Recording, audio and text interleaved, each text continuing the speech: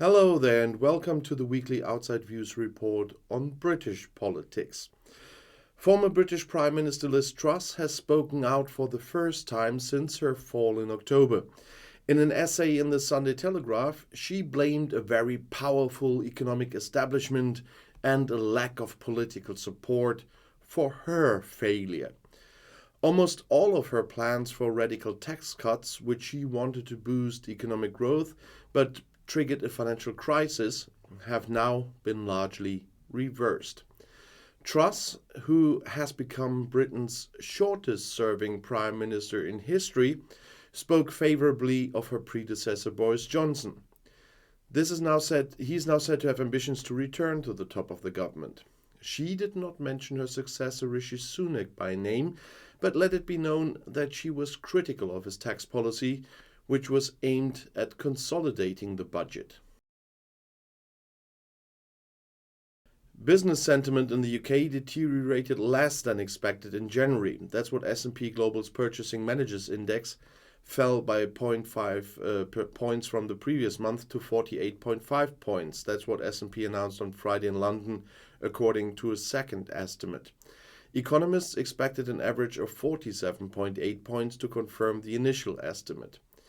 It is the lowest value in 2 years, and a value below 50 points signals an economic contraction. The indicator is below the growth threshold for the sixth consecutive month. The indicator was burdened by the weakness in the service sector. Here, the value deteriorated by 1.2 points to 48.7 points. Economists expected a confirmation of the initial estimate of 48 points. In industry, on the other hand, the indicator had brightened according to data from Wednesday. The latest survey shows that the UK economy is at risk of slipping into recession, said S&P economist Tim Moore. Labour shortages, industrial action, and higher interest rates would take the toll. However, the decline in production in the service sector remained relatively small at the beginning of 2023. Encouragingly, orders have almost stabilized and exports have picked up, Moore said. The British Challenger 2 main battle tanks are to be deployed in Ukraine in the war against Russia as early as next month. This was announced by Prime Minister Rishi Sunak on Wednesday during a joint visit with Ukrainian President Volodymyr Zelensky to an army training ground in Dorset County. The Ukrainian crews who arrived last week will use Challenger 2 tanks in the coming month to defend Ukraine's sovereignty, he said. Zelensky had unexpectedly arrived in Great Britain on Wednesday. After breakfast with Sunak at Downing Street, that's the seat of government, he addressed Parliament and was being met by King Charles III at Buckingham Palace. Zelensky emphatically expressed the request for Western fighter jets.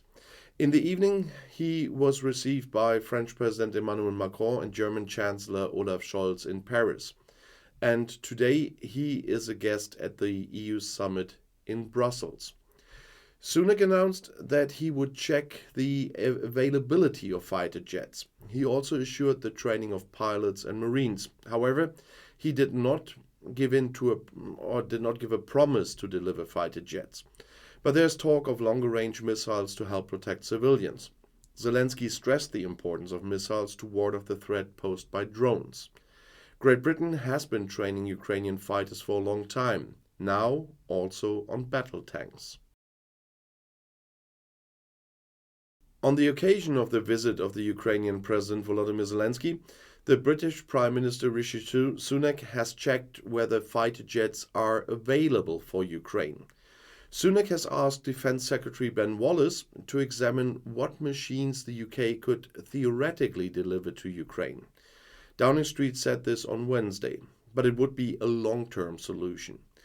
The first Ukrainian pilots could be trained on NATO jets in Great Britain as early as spring, it was said.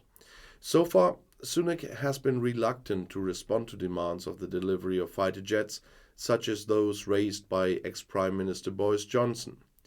During his visit to London, Zelensky emphasized that fighter jets are particularly important for Ukraine. After US supervisors, British competition authorities are also putting obstacles in the way of Microsoft's planned mega takeover of the video game company Activision Blizzard. The British Competition Authority CMA objected to the $69 billion deal on Wednesday.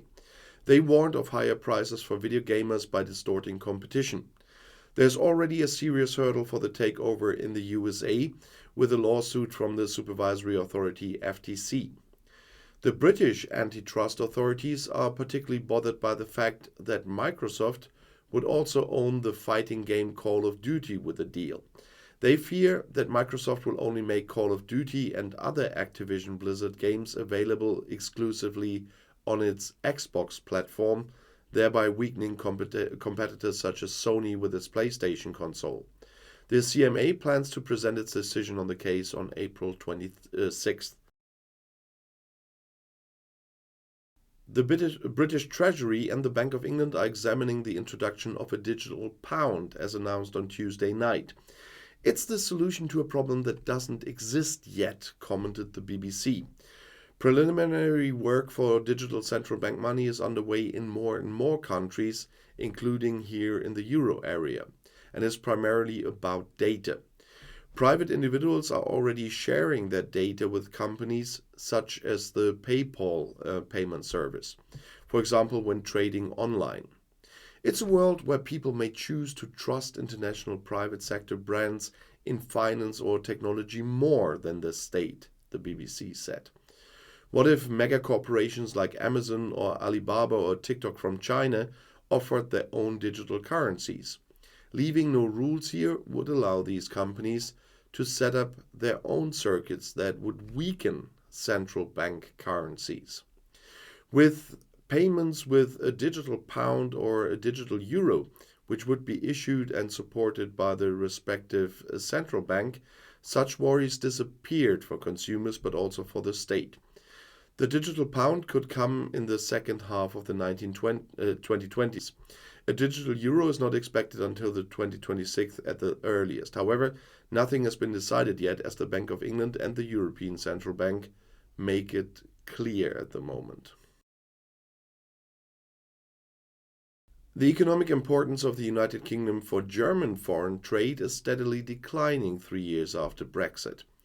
Because of the consequences of the exit from the EU and the poor situation of the British car industry, the country slipped out of the top 10 of German trading partners for the first time in recent history. This was the result of an analysis of data from the Federal Statistical Office by the federal company Germany Trade and Invest, or GTI. The evaluation is available to the German press agency in London. The experts had already expected this development in late autumn 2022. The bilateral exchange of goods increased nominally by 14.1% compared to the previous year to 111 million euros. However, German trade with the Czech Republic grew by 16.4% to 112.9 million euros, and the neighboring country pushed the British out of 10th place. Before Brexit and the referendum in 2016, the United Kingdom was still 5th in the ranking of German trading partners. Since 2018, the country has been steadily falling. Great Britain left the EU at the end of January 2020 and has also not been a member of the EU Customs Union and Internal Market since January 2021. Despite a last-minute agreement, new tariffs and cumbersome bureaucracy have hampered trade between the UK and the EU in many sectors. The downfall has many reasons, said GTI. Brexit is slowing down trade development on numerous levels, and the weak developments of commercial investments since the 2016 referendum is inhibiting demand for industrial goods from Germany. The economic policy course is still unclear, and the severe government crisis, with 3 prime ministers within a year, has made recovery more difficult, emphasized the GTI. The economic pre-corona level of 2019 has still not been exceeded. In 2022, for example, exports of industrial machinery, one of the most important export goods, and that to Great Britain, grew below average. German exports of automotive parts developed particularly poorly.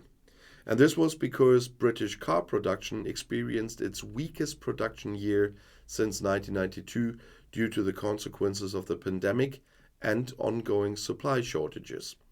The car industry is an important pillar in German-British foreign trade. There is no sign of a trend reversal. That is what experts judge, referring to the latest forecast by the International Monetary Fund, the IMF. Accordingly, the British economy will shrink by 0.6% in 23. In addition, other British projects, such as the abolition of numerous remaining EU laws, threaten British-European trade. In addition, there are existing problems caused by disputes about special Brexit rules for Northern Ireland or the posting of employees to the United Kingdom, which inhibits the expansion of locations. Even the gradual introduction of customs checks is not yet complete on the British side. Several British suppliers have come under fire for the compulsory installation of prepayment meters for gas consumption. Regulator Ofgem urged companies on Friday to review their policies and change how they operate.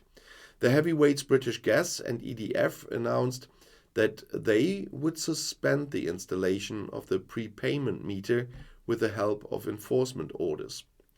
The boss of the British gas mother Centrix, Chris O'Shea, was appalled by the policy. A subcontractor is responsible, but he takes responsibility. O'Shea told the BBC, and the Times newspaper reported that employees of at least one subcontractor even broke into apartments to install the meters. There are still many consumers in the UK who have to pay upfront for their gas consumption. The market leader British Gas alone has around 1.5 million such customers, as the BBC reported. If bills are not paid, the supplier can turn off the gas. Energy prices have risen enormously in Great Britain, as in many other places, mainly because of the consequences of the Russian war of aggression against Ukraine, but in Britain it's worse than in many other places. All households currently receive state support for energy costs, and this will drop significantly from April onwards, and so the falling payments can rise as well, and probably will. And this concludes this video on British politics. I've got a slight cold, so you probably heard this in the video and how I spoke, but I still work for you and bring you the information needed. And I'll see you in my next video. I'll be back.